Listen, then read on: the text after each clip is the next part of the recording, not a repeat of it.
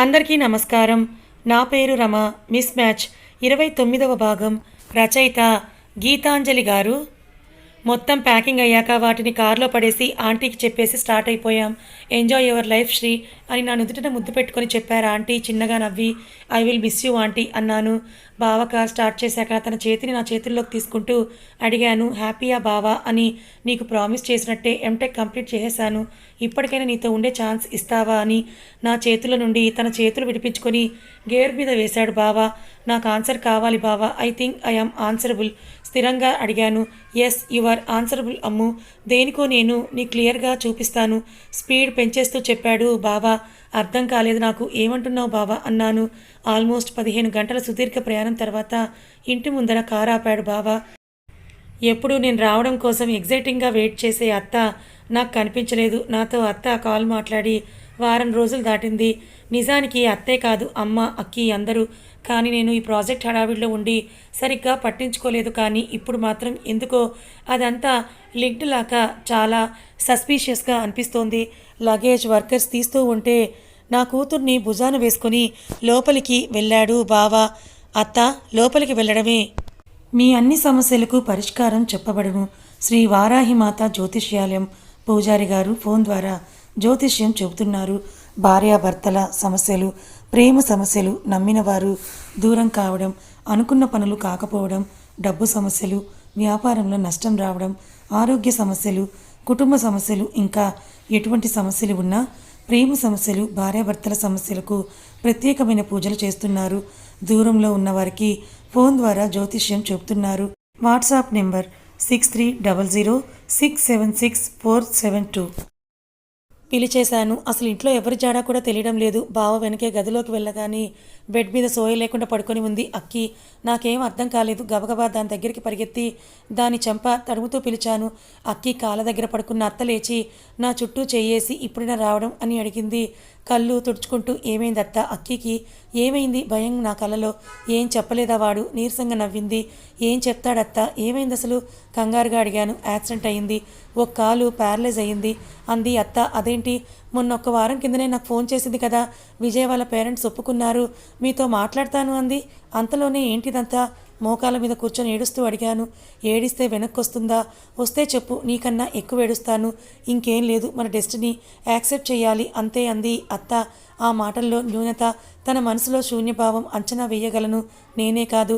ఆ క్షణం అత్తమోహంలోకి చూస్తున్నా ఎవరైనా సరే చెప్పగలరు తన బాధని. ప్లీజ్ అత్త అని అంటూ అత్త భుజం మీద చేయేశాను. పెళ్లి కూతురులా మండపం మీద చూద్దామని అనుకున్నాను, అలాంటిది ఇలా అని పెద్దగా ఏడుస్తూ చూడలేకపోతున్నానమ్ము అని అంది అత్త. ఏం కాదు బావ డాక్టర్స్తో మాట్లాడుంటాడు. అమెరికా నుండి, రష్యా నుండి, ఎక్కడి నుండైనా ది బెస్ట్ డాక్టర్స్ని తీసుకుని వస్తాడు. వెంటనే క్యూర్ అయిపోతుంది. నా బంగారం కదూ, ఏడవకు అన్నాను. ఎంత ఏడిస్తే మాత్రం దాని బాధను తీసుకోగలనా? తల కొట్టుకుంటూ అడిగింది అత్త. అప్పటికే అక్కి నెమ్మదిగా కళ్ళు తెరుస్తోంది. వెంటనే కళ్ళు తుడుచుకొని వెళ్ళాం ఇద్దరు దగ్గరికి. ఏంటే నన్ను చూడగానే ఏడుపు ఆపేస్తున్నారా అని నవ్వింది నీరసంగా. కనీసం నాకు కాల్ చేయాలని కూడా అనిపించలేదు కదా నీకు? అంత దూరంగా ఎప్పుడు వెళ్ళిపోయావే? అమెరికా వెళ్ళావంటే దూరం వెళ్ళావనుకున్నానే కానీ దూరం అయ్యావనుకోలేదన్నాను. అబ్బా, పెద్ద రేంజ్ గురూజీ డైలాగ్స్ వెయ్యకే. నవ్వడానికి ఏడవడానికి కూడా ఓపిక లేదు నాకు. ఇప్పటికే కాళ్ళు చచ్చేంత నొప్పిగా ఉన్నాయి అని అంది అక్కి. ఏమైందే? వారం కింద నాతో అంత చక్కగా మాట్లాడావు కదా, మరి ఇంతలోనే? నేను రోజు అనుకుంటూ ఉన్నాను ఫోన్ చేద్దామని నీకు. కానీ ఆ ప్రాజెక్ట్ ఇంటికి వచ్చేసరికి నా కూతురు అంతా ఆ హడావిడిలోనే అయిపోయింది. ఎప్పుడు జరిగింది ఇలా? కన్నీళ్లతో అడిగాను నేను. ఆ ఏడుపు ఆపవే, ముందు బ్రతికే ఉన్నాను నేను అని అంది విసుగ్గా. చెంప మీద ఒక్కటిచ్చాను గట్టిగా. మీ అన్నయ్య ప్రదర్శనలు నా దగ్గర చేయకు అని అన్నాను. అబ్బా, అటుకాలు నొప్పి, ఇక్కడ దీని వాయింపని కొనుక్కుంటూ ఆ రోజు ఇండియాకి స్టార్ట్ అయ్యానని చెప్పాను కదా. వైజాగ్ రాగానే క్యాబ్ బుక్ చేసుకుని ఎయిర్పోర్ట్ బయట వెయిట్ చేస్తున్నాను. ఎవడో సడన్గా వచ్చి గుద్ది చచ్చాడు. వాడు కనీసం వెనక్కి తిరిగి చూడకుండా నా కాళ్ళ మీద నుండే వెళ్ళిపోయాడు. ఎవరో హాస్పిటల్లో జాయిన్ చేశారు. కళ్ళు తెరిచేసరికి ఇదిగో మన వాళ్ళందరి మధ్య అని నవ్వింది అక్కి. ప్లీజ్ అన్నాను కాస్త కోపంగా. దేనికి? అమ్మ నాన్న వద్దనుకుని వెళ్ళానుగా, నాకు ఇలానే అవ్వాలి. తప్పు లేదులే అని అంది అక్కి. నోరు మూస్తావా కాస్త కోపంగా అడిగి అత్తవైపే చూశాను. ఆ కుడికాలు ప్యారలైజ్ అయిందే, ఫిజియోథెరపీ చేయిస్తూ ఉండమని చెప్పారు. హోప్స్ లేవు కానీ ఏదైనా మిరాకిల్ జరిగితేనే అంది అత్త. ఏం కాదత్తా, నేను వచ్చేసాను, చూసుకుంటానుగా అన్నాను. మీ ఆయనకు నిన్నే ట్రాన్స్ఫర్ అయ్యింది విజయవాడ. నువ్వు వచ్చాక వెళ్ళొచ్చని వాడు ఇంకా జాయిన్ అవ్వలేదు. రేపో ఎల్లుండో వెళ్ళిపోతాడు నిన్ను తీసుకొని అంది అత్త. బావ ఉంటాడులే, నేను అక్కితో ఉంటానన్నాను. పిచ్చేమైనా ఎక్కిందా నీకు? ఏం అక్కర్లేదు, వారంకి ఒకరోజు వాడు ఎలానో వస్తాడు, అప్పుడు రా. మొగుడితో కలిసి ఉండు ముందు, తర్వాత అర్ధ మొగుడితో కలవచ్చంది అత్త నా తల మీద మొట్టికాయని వేస్తూ. నువ్వు ఒక్కతివే ఎలా చూస్తావత్తా అన్నాను. నాకేం పర్వాలేదు, కానీ ఇది నీ కూతురు ఎదిగే వయసు, తండ్రి ప్రేమ కోరుకునే వయసు. ఈ టైంలో వాళ్ళిద్దరికీ దూరం మంచిది కాదు, మీ ఇద్దరికి కూడా మంచిది కాదు, వెళ్ళు అని అంది అత్త. ఏదోలా ఉందే అన్నాను అక్కీ చేతిని గట్టిగా పట్టుకుని. ఓయబ్బో, నువ్వు ఉంటే నా కాలు చంద్రముఖాల్లాగా మారిపోయి డ్యాన్సులు వేస్తుంది మరి, సెటైరికల్గా అడిగింది అక్కి. దాని మాటల్లో కనిపిస్తున్న వెటకారం కళ్ళల్లో లేదు. ఎంత బాధగా ఉందో, దిగమింకొని బయటకు ఎంత మంచిగా నటిస్తోందో క్లియర్గా తెలుస్తోంది. చేతి మీద చిన్నగా తట్టి బావ వెనకే వెళ్ళాను మా రూమ్లోకి. అప్పుడే బెడ్ మీద వాలి శరీరానికి అవసరమైన రెస్ట్ ఇచ్చినట్టున్నాడు. మెల్లగా తన కాళ్ళని ఒళ్ళో పెట్టుకొని పడుతూ ఉంటే అమ్ము లేమ్మా అన్నాడు నిద్రమత్తులోనే. నవ్వొచ్చింది నాకు. చిన్నగా గిలిగింతలు పెట్టేసరికి ఏయ్ రాక్షసి అని అరిచి చెయ్యి పట్టుకుని బెడ్ మీదకి లాగేశాడు బండ సచ్చినోడు. బావా అని పిలిచి తన గుండెల మీదకి వాలబోయేదాన్ని కాస్త ఆగి చూశాను. నిద్రపోతున్నాడు. అచ్చం 5 ఏళ్ల పిల్లాడిలా, ఎంత ముద్దుగా. నా కూతురికన్నీ బాబు పోలికలే. మరొక్కసారి మురుసుకొని బావ నుదుటిన ముద్దు పెట్టుకొని గుండెల మీద పడుకున్నాను. నిద్రలో ఉన్నాడు కదా. నా చుట్టూ చెయ్యేసి దగ్గరగా తీసుకొని పడిపోతావు, జాగ్రత్త, నిద్రలోనే చెప్పాడు. నువ్వు ఉన్నావుగా, పడనిస్తావా నన్ను అని అడిగి ఇద్దరి మీదటికి దుప్పటి కప్పుతుంటే బాల్కనీలోకి ఎవరో ఎక్కడం కనిపిస్తోంది నాకు. ఇలాంటివన్నీ నాకే ఎందుకు కనిపిస్తాయో అని విసుక్కుంటూ నిద్రపోవటానికి ప్రయత్నించినా అది విఫలమైంది. అక్కడ ఏముందో తేల్చి చూడమని నా ఆతృత మనసు గోల పెడుతోంది. బావ పక్కనే దొరికిన ఈ ప్రశాంతమైన నిద్రను పాడు చేసుకోకు అంటూ నా మంచి మనసు చెప్తోంది. మంచి మనసుకి ఓటు వేసి పడుకున్నాను. అంతలోనే ఎవరివో అరుపులు, అక్కీ ఏడుపు వినిపిస్తోంది నాకు. నెమ్మదిగా లేచి డ్రెస్ సర్దుకొని అక్కీ రూమ్ వైపు వెళ్ళేసరికి లోపల నుండి డోర్ వేసింది. అక్కీ, డోర్ తీయవే అన్నాను నాక్ చేస్తూ. ఏమైందమ్ము, వెళ్ళి పడుకో అని చెప్పింది గట్టిగా. నేను నీ రూమ్లోనే పడుకుంటాను, డోర్ తీయవే అన్నాను. అక్కీ లేచి డోర్ వేసుకునే స్టేజ్లో లేదు. అత్త స్నానం చేస్తోంది. ఎవరు డోర్ వేసినట్ట అని ఆలోచిస్తున్నాను నేను. అంతే, ఒక పావుగంట వాదులాడిన తర్వాత అక్కీ రూమ్ డోర్ ఓపెన్ అయింది. కానీ ఆ ఓపెన్ చేసిన మనిషిని చూసి నేను ఆశ్చర్యపోయాను. నా కళ్ళు అలా ఆగిపోతే ఏం జరిగిందో తెలుసుకునే లోపు నేను లోపలున్నాను. డోర్ వేసుంది. ఏయ్ గట్టిగా అరిచేశాను. ఉష్ అంటూ నా నోటిని మూసేసి మలయాళంలో ఏదో అన్నాడు విజయ్. వాట్? తెల్లమొహం వేసి చూశాను. డోంట్ షౌట్ అంటున్నానన్నాడు విజయ్. వాట్ ది హెల్, అసలు ఈ లేట్ నైట్ నీకు ఇక్కడ ఏం పని? కోపంగా అడిగాను. అమ్ము అంది అక్కి. ఏంటన్నట్టు దానివైపు చూసేసరికి కన్నీళ్లతోనే బుర్రోపేస్తోంది. వద్దు అన్నట్టు, ఏడ్చావులే అన్నట్టు చూసి ఆన్సర్ మీ అన్నాను. It's been 1 week. అక్కి నాతో మాట్లాడడం లేదు. కాల్ చేస్తే కట్ చేస్తోంది, మెసేజ్ చేస్తే రిప్లై లేదు. ఇట్లా ఇగ్నోర్ చేస్తే నాకు తిక్కలేస్తుందని తెలిసి కూడా చేస్తే ఎలా ఉంది నాకు అని అన్నాడు విజయ్. సో ఇగ్నోర్ చేసిందని రివెంజ్ తీర్చుకోవడానికి వచ్చావా? కోపంగా అడిగాను.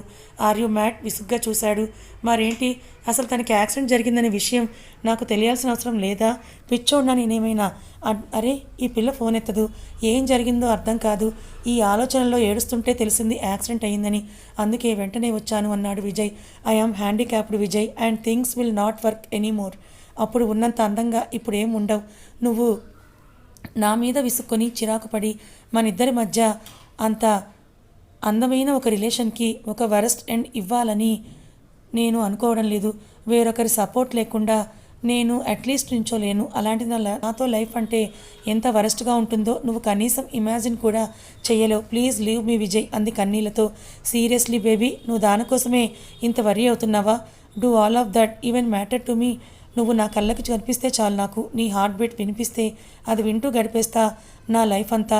అలాంటిది ఇప్పుడేదో ఒక యాక్సిడెంట్లో నీకు ఏదో చిన్న ప్రాబ్లం వస్తే వదిలేస్తానని ఎలా అనుకున్నావు? నాకు ఇలానే అయితే వదిలేస్తావా నన్ను అని అడిగాడు. దాని ముందు మోకాళ్ళ మీద కూర్చొని లేదు అన్నట్టు తల అడ్డంగా తిప్పి ఏడ్చేస్తోంది అక్కి. ఉష్ బ్రీతింగ్ ప్రాబ్లం వస్తుంది అని దాన్ని కళ్ళు తుడుస్తూ తల మీద ముద్దు పెట్టుకొని దగ్గరికి తీసుకున్నాడు. I love you so much Vijay, please trust me అంది అక్కి కన్నీళ్లతో. అక్కి ఫేస్ని చేతిలోకి తీసుకొని పెదవుల మీద ముద్దు పెట్టాడు విజయ్. ఆ ముద్దులో ఎటువంటి అసభ్యకరం కనిపించలేదు నాకు. నీ కోసం నేను జీవితాంతం ఉంటాను అనే భరోసా తప్ప ప్రేమించడానికి, ప్రేమ అనుకోవడానికి ఉన్న తేడా కళ్ళకి కట్టినట్టుగా కనిపించింది నాకు. అమ్ము ముద్దు ముద్దుగా చెప్తోంది. ముద్దు మధ్యలో ఎక్కి నేను డిస్టర్బ్ చెయ్యనులే, జస్ట్ కిస్తో ఆపేసి వెళ్ళిపోమని చెప్పు అని అన్నాను. నేను గబగబా అక్కడి నుంచి వెళ్ళిపోయాను. బయటకి చిన్నగా నవ్వుకుంటూ, ఈసారి నీకు ఇష్టం లేని పని చెయ్యను బావా, బట్ నిజంగా తను అక్కీకి పర్ఫెక్ట్. మనం అంతకన్నా మంచి అబ్బాయిని వెతకలేం. ప్లీజ్ ఈసారైనా వాళ్ళ లవ్కి హెల్ప్ చేయి బావా. నిద్రలో ఉన్న బావ చేతిలో ఆడుకుంటూ చెప్పాను నేను. బావ చెయ్యి నా భుజం చుట్టూ చేరితే తన గుండెల మీద తలవాల్చి ఆలోచిస్తూ కూర్చున్నాను రాత్రంతా. 4 గంటలకి బావ అలారం మోగకముందే అలారం ఆపేసి లేచి ఫ్రెష్ అయి వచ్చి చీర కట్టుకుంటుంటే లేచి నా వైపు చూస్తూ చాలా దగ్గరగా వచ్చాడు బావ. టెన్షన్ ఎక్కువైపోతుంటే కళ్ళు కిందకి దించేశాను అప్రయత్నంగా. నా వెనకే హత్తుకున్నట్టు నుంచున్న బావని చూడగానే ఏదో అలజడి నాలో. కళ్ళని మాత్రమే పైకెత్తి చూశాను బావ వైపు. తలకి చుట్టిన టవల్ తీసి వెళ్ళిపోయాడు బయటికి. ఉష్! బావ బయటికి వెళ్ళగానే గుండెల మీద చెయ్యేసి బెడ్ మీద కూర్చొని వాటర్ బాటిల్ని ఖాళీ చేసేశాను. మామ అరుస్తోంది నా కూతురు. హా బుజ్జమ్మ అని దాన్ని లేపి నా భుజాన వేసుకొని బయటికి వచ్చి న్యూస్ పేపర్ తీసేసరికి వంశీ వాళ్ళ నాన్నగారి అరెస్ట్ గురించి రాశారు. వంశీ వాళ్ళ నాన్నని అరెస్ట్ చేశారా, దేనికి ఆశ్చర్యంగా అనుకుంటూ మొత్తం చదివేసరికి క్వశ్చన్ పేపర్ డబ్బులకి కక్కుర్తిపడి లీక్ చేశాడని అరెస్ట్ చేశారని తెలిసింది. పిల్లల భవిష్యత్తుతో ఆడుకుంటున్నారని 14 ఏళ్ల కఠిన కారాగార శిక్ష వేసినట్టుగా తెలిసింది. ఫేక్ సర్టిఫికెట్స్ వాడుతున్నందుకు గాను వంశీ డిగ్రీ రద్దు చేసినట్టుగా తెలిసింది. చిన్న నవ్వొచ్చింది నాకు ఆ న్యూస్ చూశాక. పేపర్ పడేసి కిచెన్లోకి వెళ్ళి అందరికీ కాఫీలు కలిపి ఇచ్చేసి వస్తుంటే హాల్లోనే పేపర్ చదువుతూ ఉన్నారు మామ. కప్ తీసుకొని మామ పక్కనే కూర్చున్నాను. ఎలా ఉన్నావమ్ము అని బలవంతంగా నవ్వి కాఫీ తీసుకున్నారు మామ. నేను బాగున్నాను, మీరే మామ ఇలా డల్గా ఉన్నారు అన్నాను. ఏం చెయ్యనురా అక్కీ, అసలు కాళ్ళకి గజ్జలు కట్టుకుని ఆడపిల్ల. ఇలా అయిపోతే ఏదో కోపంలో మాట అనుకుంటాం కానీ బంధాలని వదులుకోగలమా? అవసరం వచ్చినప్పుడే కదా రక్తం తన రూపు చూపించేది అన్నారు మామ. నిజమే అన్నట్టు తలూపి, నేను కనుక్కుంటాను మామ, ఎలాగైనా మంచి డాక్టర్ని అన్నాను. రేపు ఢిల్లీ నుంచి ఎవరినో తీసుకొని వస్తున్నాడు బావ, ఇండియాలోనే టాప్ అంట, అంతా దేవుడి దయ అన్నారు మామ. అసలు అర్జెంటుగా మామతో చెప్పేయాలని అనిపిస్తోంది నాకు, కానీ మళ్ళీ ఒకటే తప్పు చెయ్యాలని లేదు నాకు. ఫస్ట్ బావతో మాట్లాడి ఆ వెంటనే మామకి చెప్పేయాలి అని అనుకుంటూ లేచి కాఫీ కప్ని తీసుకొని సింక్లో పడేసి రూమ్లోకి వచ్చినప్పటికీ లగేజ్ బ్యాగ్స్ తీస్తూ కనిపించాడు బావ. ఇప్పుడే స్టార్ట్ అవుతున్నామా బావా అని అడిగాను. అవుతున్నాను, నువ్వు రావాలనుకుంటే రా అన్నాడు బావ. ఎందుకలా మాట్లాడుతున్నావు బేలగా అడిగాను. నిన్ను మిమ్మల్ని ఏం అనేయడం లేదు, జస్ట్ మీ ఇష్టం అని చెప్తున్నాను అంతే అన్నాడు వెనక నుండి హక్ చేసుకొని. వేరు చేసి మాట్లాడకు బావ, ప్రాణం పోతున్న ఫీలింగ్ వస్తోంది నాకు, అంతకంటే ఇంకేం చెప్పలేను, అర్థం చేసుకో అన్నాను. ఆద్య లేస్తోంది. మీ లగేజ్ కూడా ప్యాక్ చేసుకో అంతే వచ్చింది తన నోటి నుండి. ఎందుకు ఇంత మొండిగా బిహేవ్ చేస్తున్నావు బావా, అరిచి గీ పెట్టినా పట్టించుకోవడం లేదు అని ఉక్రోషంలో అరవాలనిపించింది. కానీ ఏమో ఎందుకో నోరు పెగల్లేదు. లగేజ్ ప్యాక్ చేసి ఆద్యని లేపి స్నానం చేయించి డ్రెస్ వేస్తుంటే వచ్చింది అత్త. బ్రేక్ఫాస్ట్ చెదురుగానే రండి అమ్ము అంటూ. నేను అక్కీకి పెడతాను, నాకు ఇచ్చే అత్త అని ఆద్యను అత్తకి ఇచ్చి టిఫిన్ ప్లేట్ పట్టుకుని అక్కీ రూమ్లోకి వెళ్ళాను. బయలుదేరుతున్నారా చిన్న నవ్వుతో అడిగింది. సరే కానీ ఈ చీరలేంటి అమ్మమ్మలాగా అంది మొహం చిట్లించి. దేవుడికి పూజ చేద్దామని కట్టుకున్నాను, రేపటి నుంచి మళ్ళీ షెరా మామూలే కానీ ఫీల్ అవ్వకు అన్నాను నవ్వేస్తూ. రాత్రి మా కిస్ మ్యాటర్ ఏం లీక్ చేయలేదు కదా నువ్వు? కళ్ళు చిట్లించి అడిగింది అక్కి. హా లేదు, జస్ట్ బేబీకి చుమ్మా అని ఒక కొత్త మలయాళం సినిమా తీసి ఫ్యామిలీ గ్రూప్లో వైరల్ చేశాను. ఈసారి ఏ దేశం వెళ్లకుండా మామని మా ఆయన్ని ఒప్పించుకోవాలని అంది నవ్వింది బేలగా.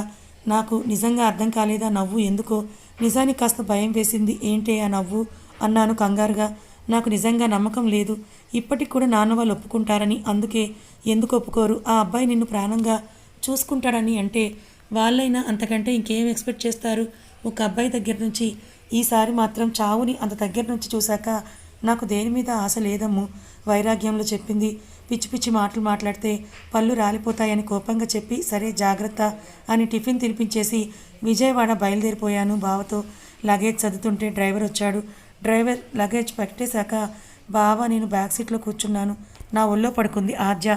విజయవాడలోని పోలీస్ క్వార్టర్స్లో ఆపగానే డైరెక్ట్గా ఇంట్లోకి లగేజ్ తీసుకొని వెళ్ళిపోయాడు బావ. లోపలికి నా వెనకే వచ్చి మిగతా లగేజ్ తీసుకుని లోపలికి వచ్చారు డ్రైవర్. అతనికి థ్యాంక్స్ చెప్పేసి హాల్లో పడేసి ఇల్లు చూస్తున్నా. ఇది నిజంగా చాలా బాగుంది. మొత్తం ఇండివిజువల్ హౌస్, పెద్దది, చాలా అందంగా నా కూతురు ఆడుకోవడానికి ఎదురుగుండా పార్క్ అన్నీ ఉండడంతో కొంచెం హ్యాపీగా అనిపించింది.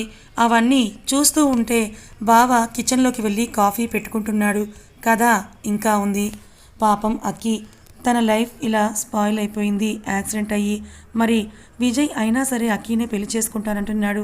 ఇప్పటికైనా విక్రమ్ వాళ్ళ నాన్నగారు అక్కి విజయ్ల పెళ్ళికి ఒప్పుకుంటారా, లేదా శ్రీనిక ఈసారి ఎలాగైనా వాళ్ళ పెళ్ళికి ఒప్పిస్తాననుకుంటోంది కాబట్టి మరి శ్రీనిక మళ్ళీ ఈసారి విక్రమ్ మనసులో